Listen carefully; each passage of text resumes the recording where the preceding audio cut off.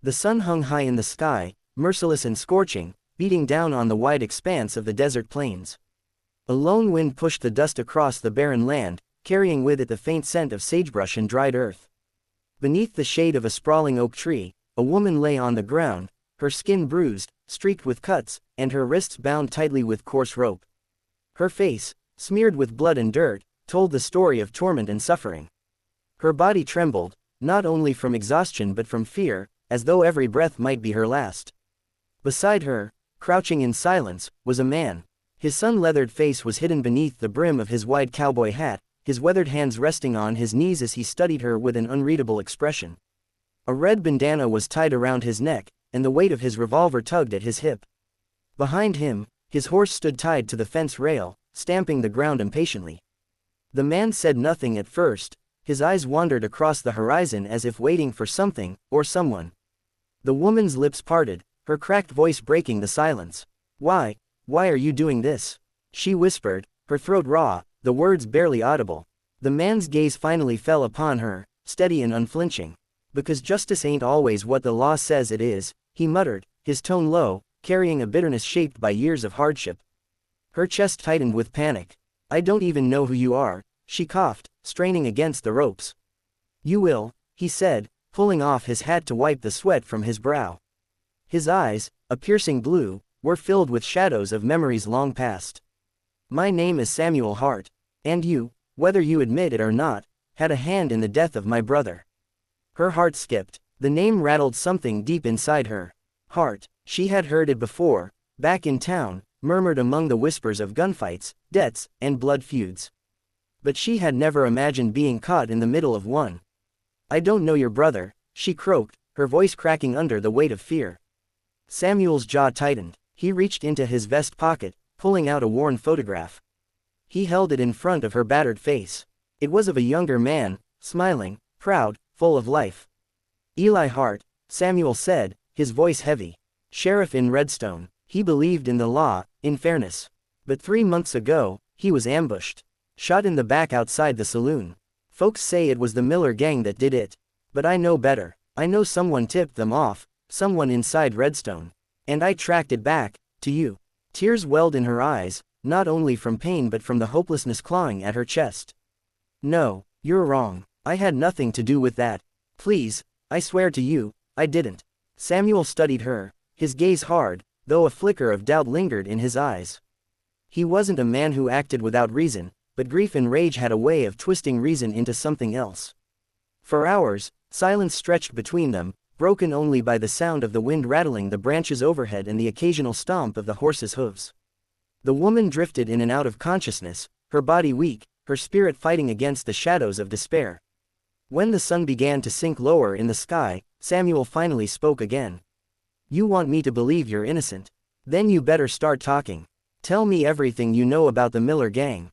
Tell me why they would have gone after my brother."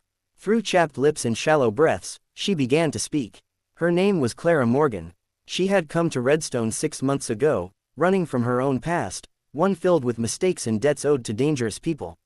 She had taken work at the local inn, keeping her head low, but trouble had a way of finding her. The Millers had been around the inn often, meeting in shadows, passing notes and gold. She had overheard things she wished she hadn't, conversations about ambushes, shipments, and men who stood in their way. "I never told anyone," she pleaded. "But maybe they saw me. Maybe they thought I was a risk. But I never betrayed your brother. Never." Samuel listened, his face carved from stone. Her words painted a picture that didn't completely fit the story he had been carrying in his heart, but doubt was a dangerous seed. He didn't want to believe her, because believing her meant his anger had been misplaced, and his brother's death was still without justice. Night fell, wrapping the desert in its cool embrace. Samuel lit a small fire, its glow flickering against his face as he sat watch. Clara lay nearby, wrapped in the same coarse blanket, her body shivering despite the heat that lingered in the air.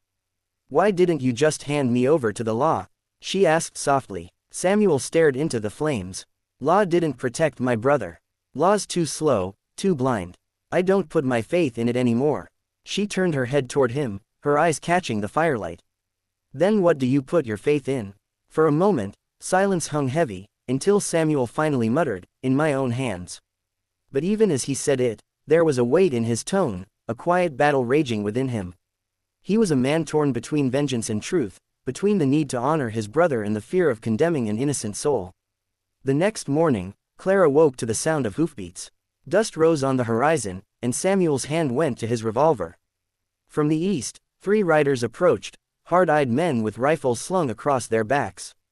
Clara's heart seized. She recognized them instantly. The Miller gang. "Stay quiet," Samuel hissed, pulling her deeper into the shadow of the tree. The riders dismounted, scanning the area. One of them, a tall man with a scar running down his cheek, spat into the dirt. "We heard Hart's been sniffin' around these parts. Reckon he's close." Samuel's grip on his revolver tightened, but he didn't move. Clara's pulse raced. She knew then what she had to do. If she said nothing, Samuel would walk into a death trap. But if she spoke up, she risked everything, because the Millers would surely kill her too. "Samuel," she whispered, her voice urgent. "It's them. They're the ones who killed your brother. I swear it, I heard them talking about it. They ambushed him 'cause he was getting too close to their operations." The truth cracked something inside Samuel. His heart pounded with rage, with grief renewed, but also with a clarity that burned away the haze of doubt. When the Millers drew closer, Samuel stepped out from the shadows, gun drawn. The fight that followed was swift and brutal. Bullets tore through the air, echoing across the desert. Samuel moved with the precision of a man who had lived his life by the gun. 2 of the Millers fell in the dust, their bodies lifeless, while the scarred man fled on horseback, the thunder of hooves fading into the distance. When the dust settled, Samuel lowered his revolver, his chest heaving. He turned to Clara, who lay trembling on the ground, tears streaming down her battered face. "I believe you," he said at last, his voice heavy with the weight of both regret and relief. "I'm sorry." He cut the ropes from her wrists, his hands gentle for the first time. She winced as the blood rushed back into her raw skin, but for the first time since her ordeal began, she felt a glimmer of hope. Together, they rode into Redstone the next day. Samuel carried with him the bodies of the fallen Millers, proof of their guilt.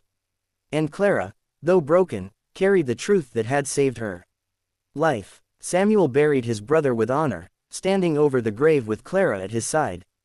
The wind whispered through the grass, carrying the weight of unspoken promises. Justice had been served, not by the law, but by the hands of a man who had nearly lost himself to vengeance.